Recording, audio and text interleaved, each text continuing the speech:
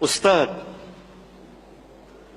banyak ikhwan dan akhwat yang sudah ngaji, bahkan ada yang sudah lama ngaji, disibukkan dengan hal ganti presiden tahun 2019.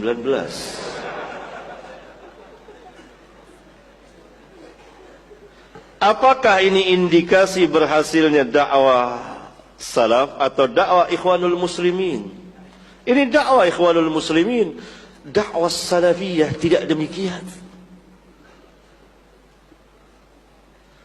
Dakwah salafiyah sibuk dengan ilmu dan amal. Dakwah salafiyah dakwah kemaslahatan, bukan masalah-masalah duniawiyah yang terlaknat. Dunia ini terlaknat, fana, terlaknat segala isinya, kecuali apa? Orang alim dan pelajar dan zikrullah dan yang semakna dengannya.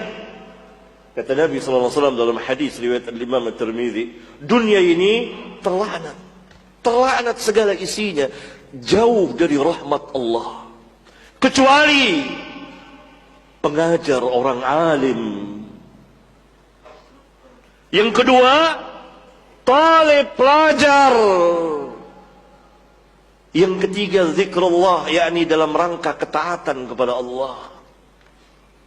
Ada enggak di situ urusan ganti presiden? Urusan politik yang amat rendah dan kecil ini, yang hina, yang tidak mengenal yang hak dan yang batil, kecuali menang dan kalah saja. Dakwah salafiyah, dakwah yang agung, dakwah yang mulia, dakwah yang sangat besar, dakwah kemaslahatan bagi hidup dan kehidupan manusia dunia dan akhirat, bukan hal-hal yang seperti ini.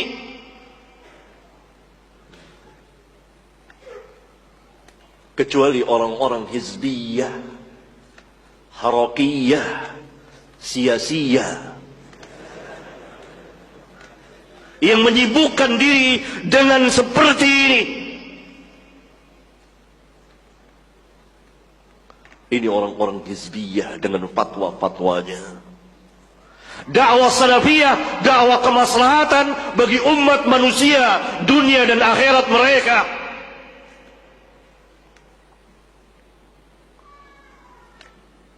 Bukan hal-hal yang rendah, hina seperti ini. Alangkah nistanya dakwah salafiyah seperti ini. Ini bukan dakwah salafiyah, ini dakwah hizbiyah.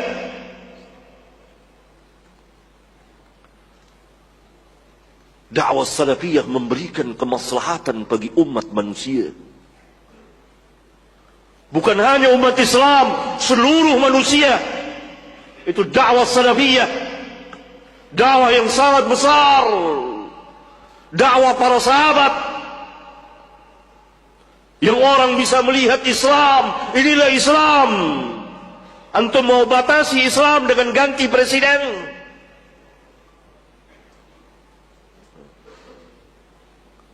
Ini dakwah yang kecil.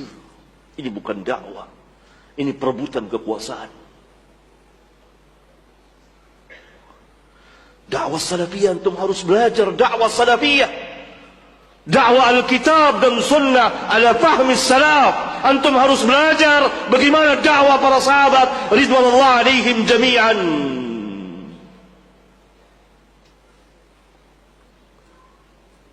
Sangat jauh dari kekuasaan. Umar bin Khattab, pemimpin besar, Khalifatul Rashid, yang dicintai oleh kaum muslimin, membuat gentar musuh-musuh Islam. Ketika akan wafat, dia mengatakan, alangkah baiknya kalau saya terbebas dari kekuasaan ini. Kita pernah baca hadisnya di Majelis Sahih Bukhari. Dia merasa dia tidak mau jabatan ini. Bahkan ketika Umar menunjuk 6 orang sebagai pengganti beliau Majelis Syura, Ali, Uthman, Ali, Sa'ad bin Abi Waqqas, Abdurrahman bin Auf, Zubair bin Awam, Talha bin Ubaidillah. Abdurrahman mengundurkan diri. Sebagian sahabat mengundurkan diri, menunjukkan bahwa manhaj mereka bukan perebutan kekuasaan. Manhaj mereka agung. Manhaj para sahabat yang menguasai dunia dengan hidayah dan cahaya Al-Quran. Ini dakwah salafiyah. Kita harus lebih banyak belajar tentang dakwah salafiyah ini. Bukan kehinaan-kehinaan yang seperti ini, kerendahan-kerendahan yang seperti ini, yang memang barang dagangannya kaum hizbiyah.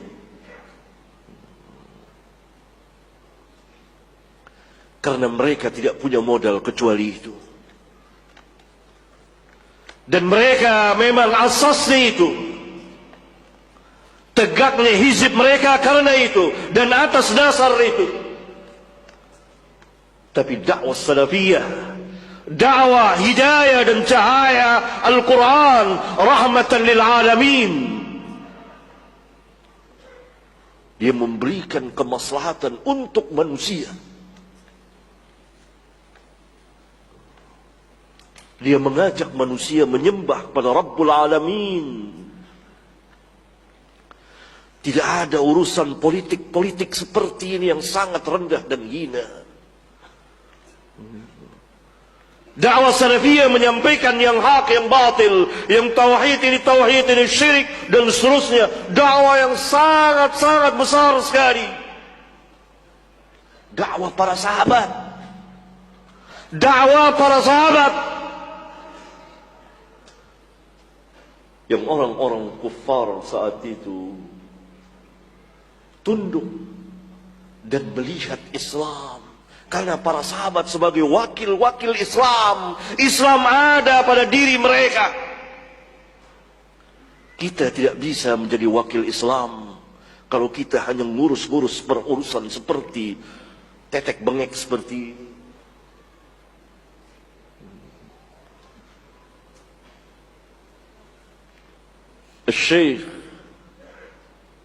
Syekhul Imam Muhammad bin Salih Al-Utsaimin rahmatullahi alaihi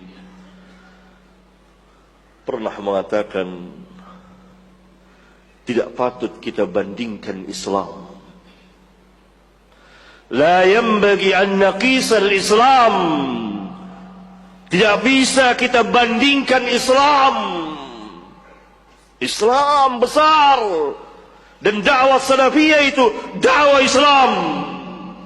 Tidak bisa kita bandingkan Islam dengan apa yang ada pada kaum muslimin pada hari ini. Karena kaum muslimin pada hari ini telah mengerjakan perkara-perkara besar, yakni mengerjakan larangan Allah, meninggalkan perintah Allah. Seolah-olah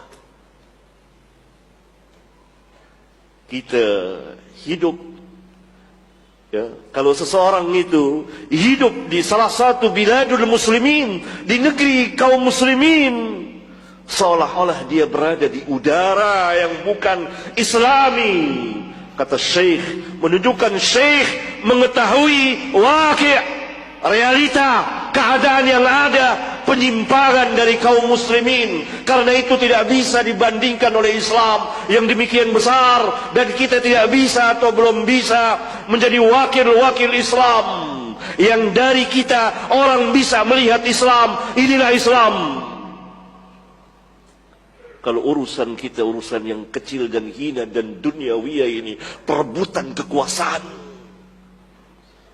dan kita dijadikan pelajar dan ahli ilmu, dijadikan seperti yakni pelayan-pelayan orang-orang yang haus kekuasaan, maka Pelayan-pelayan ini kemudian mengeluarkan fatwa-fatwa.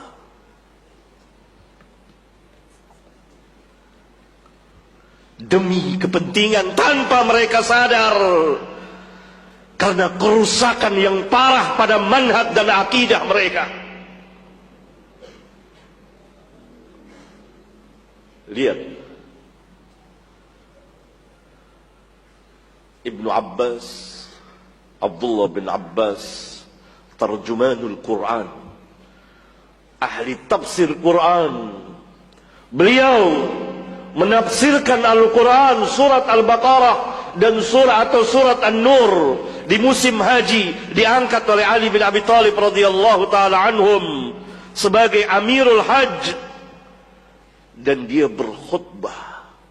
Kata tabi'in yang mendengar khutbah Ibnu Abbas itu, kalau sekiranya orang-orang Turki, orang-orang Dailam, orang-orang Romawi mendengar khutbah Ibnu Abbas, dia menafsirkan Al-Quran, surat Al-Baqarah, la aslamu, niscaya mereka akan masuk Islam. Karena yang disampaikan oleh Ibnu Abbas, Islam. Apakah Ibnu Abbas berbicara politik? Tidak. Bicara Islam, Islam amat agung. Tidak berarti Islam tidak ada siasahnya, politiknya ada, tapi politik syariah.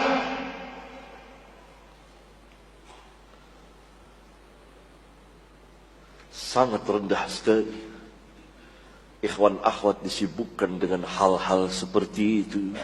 Habis waktunya, habis umurnya dengan perkara yang sia-sia, yang dipenuhi dengan harapan yang semu, janji-janji palsu, penuh kebohongan, haus dengan kekuasaan, lebih tamak dari musang di malam hari yang mencari ayam-ayam, lebih buas dari serigala yang dilepas di rombongan, di kumpulan kambing, haus kekuasaan. Sungguh mengenaskan kalau keadaan ikhwan dan akhwat sibuk dengan hal-hal seperti itu. Maka yang kita ucapkan, inna lillahi wa inna ilaihi raji'un. Allahumma ajurni fi musibati wa akhlif li khairan minha.